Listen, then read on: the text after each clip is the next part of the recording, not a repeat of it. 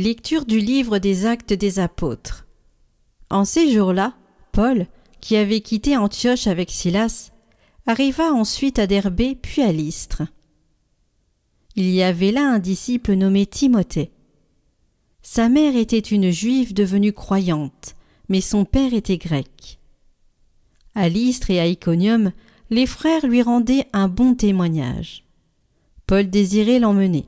Il le prit avec lui et le fit circoncire à cause des Juifs de la région, car ils savaient tous que son père était grec.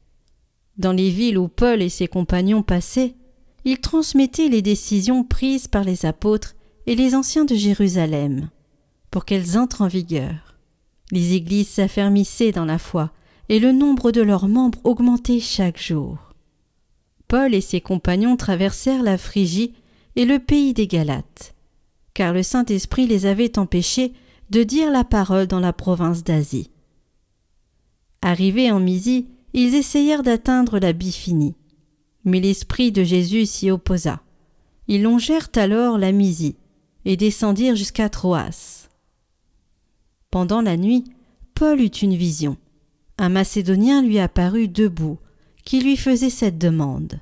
« Passe en Macédoine et viens à notre secours. » À la suite de cette vision de Paul, nous avons aussitôt cherché à partir pour la Macédoine, car nous en avons déduit que Dieu nous appelait à y porter la bonne nouvelle.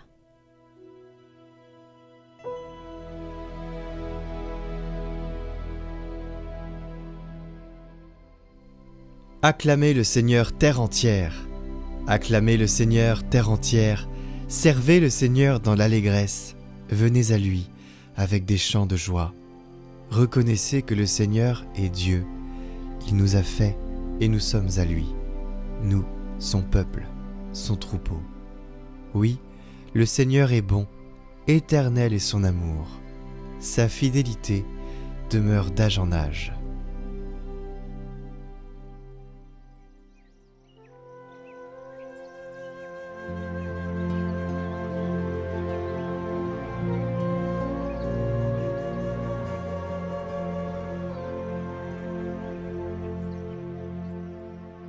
Évangile de Jésus-Christ selon saint Jean. En ce temps-là, Jésus disait à ses disciples : « Si le monde a de la haine contre vous, sachez qu'il en a eu d'abord contre moi. Si vous apparteniez au monde, le monde aimerait ce qui est à lui. Mais vous n'appartenez pas au monde, puisque je vous ai choisi en vous prenant dans le monde. Voilà pourquoi le monde a de la haine contre vous. Rappelez-vous la parole que je vous ai dite. Un serviteur n'est pas plus grand que son maître. Si l'on m'a persécuté, on vous persécutera vous aussi. Si l'on a gardé ma parole, on gardera aussi la vôtre. Les gens vous traiteront ainsi à cause de mon nom, parce qu'ils ne connaissent pas celui qui m'a envoyé.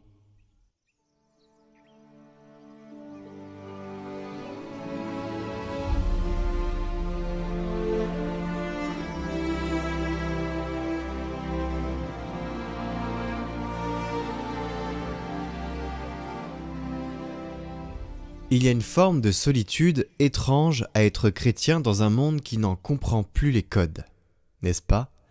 C'est ce que Jésus annonce clairement dans cet évangile. Le monde vous haïra, pas parce que nous sommes détestables, mais parce que nous venons d'ailleurs.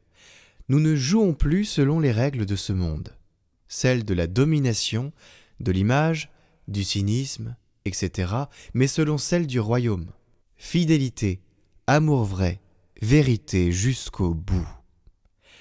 Cette tension ne date pas d'hier, elle ne vient pas d'un changement de société, elle est structurelle. Suivre le Christ, c'est toujours nager à contre-courant. Mais attention, Jésus ne dit pas cela pour nous rendre amers, il ne s'agit pas de se plaindre, mais de comprendre notre place. Nous ne sommes pas là pour être applaudis, mais pour témoigner. Et ce témoignage n'est pas une posture, c'est un mouvement, comme Paul dans les Actes, qui change de route à l'appel mystérieux de l'Esprit. Nous sommes envoyés parfois là où on ne pensait pas aller. Là où un Macédonien moderne, un collègue, un proche, un inconnu en crise, nous crie silencieusement « passe et viens à mon secours. Si nous ne sommes pas du monde, nous ne sommes pas non plus au-dessus de lui. Nous sommes là pour lui, pour porter la lumière dans ses fractures. Alors que faire?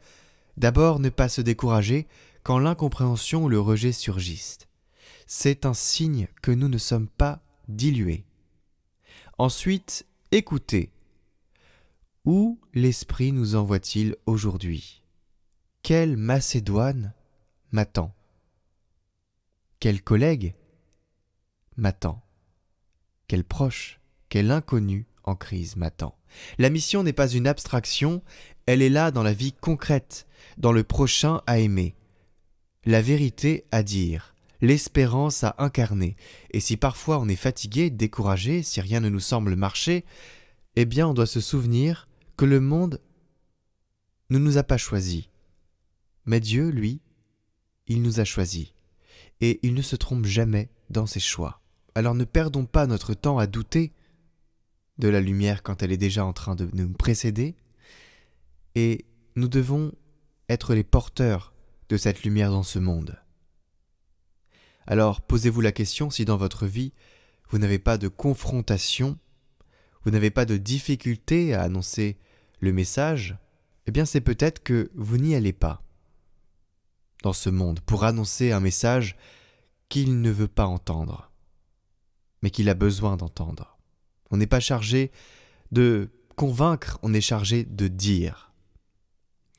Et dans notre société actuellement, surtout en France, il y a une loi le 27 mai qui va passer, puisqu'elle passera, on le sait.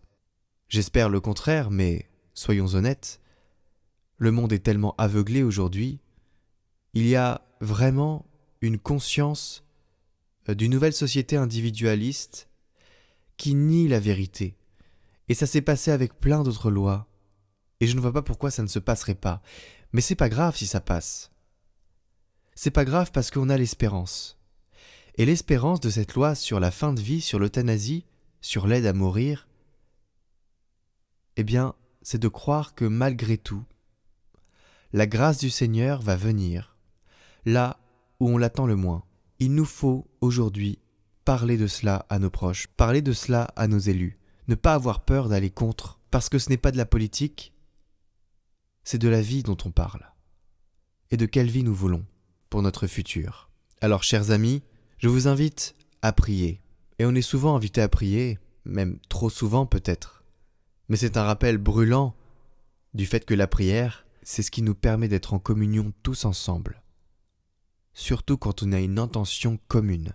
Et le Seigneur nous écoute. La prière modifie nos cœurs et elle rayonne dans la société à travers nous. Alors n'ayons pas peur de la haine du monde. Ayons peur plutôt, ayons la crainte de Dieu.